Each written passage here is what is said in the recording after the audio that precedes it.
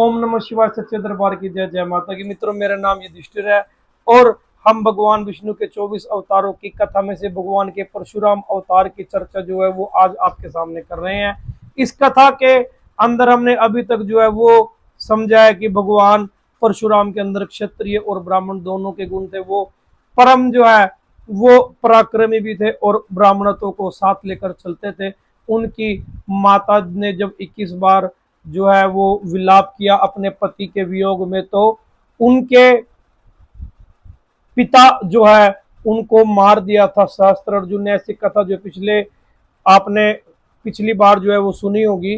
तो हम आगे ये पढ़ेंगे कि 21वीं बार पृथ्वी को क्षत्रिय विहीन करने के बाद परशुराम जी ने क्या किया। जी हाँ, आज हम इसी विषय पर चर्चा करने वाले हैं।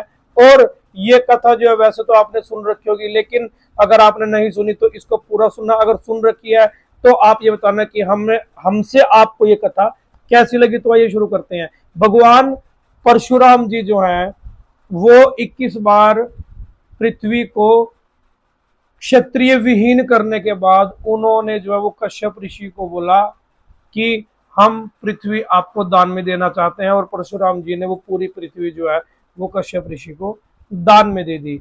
अब कश्यप ऋषि को ये लगा कि भगवान परशुराम ने दान में तो दे दी, लेकिन इस हेतु से कि पृथ्वी पर दोबारा क्षत्रिय विहीन ना हो, कभी भी पृथ्वी पर क्षत्रिय जो वो खत्म ना हो, सीमाओं की रक्षा होती रहे, सात्विक उद्देश्य से भगवान कश्यप ऋषि ने उन्हें बोला कि अब पृथ्वी हमारी हुई और तुम समुद्र के दक्षिणी भाग में चले जाओ।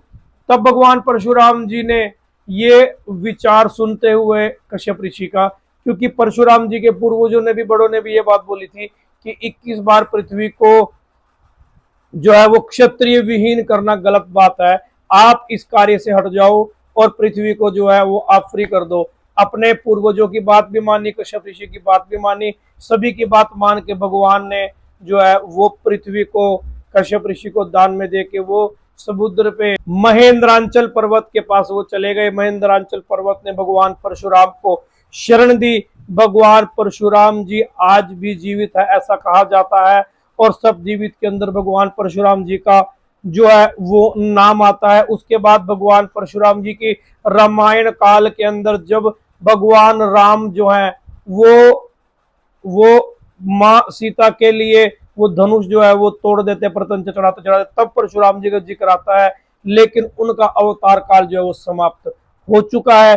किसी किसी सौभाग्यशाली पुरुष को ऐसा कहा जाता है आज भी महेंद्रांचल पर्वत पे या कहीं भी परशुराम जी के दर्शन हो सकते हैं, क्योंकि परशुराम जी चिरंजीवी हैं, परशुराम जी पराक्रमी हैं, परशुराम जी धर्मात्मा है, परशुराम जी जो है वो परमपिता परमात्मा का ही एक अवतार है। इस अवतार को हम लोग चरणों में नतमस्तक होकर प्रणाम करते हैं और अपनी वाणी को विराम देते हैं। ये वीडियो अगर आपको अच्छी लगी हो तो कृपया हमें फॉलो जरूर कर लीजिएगा।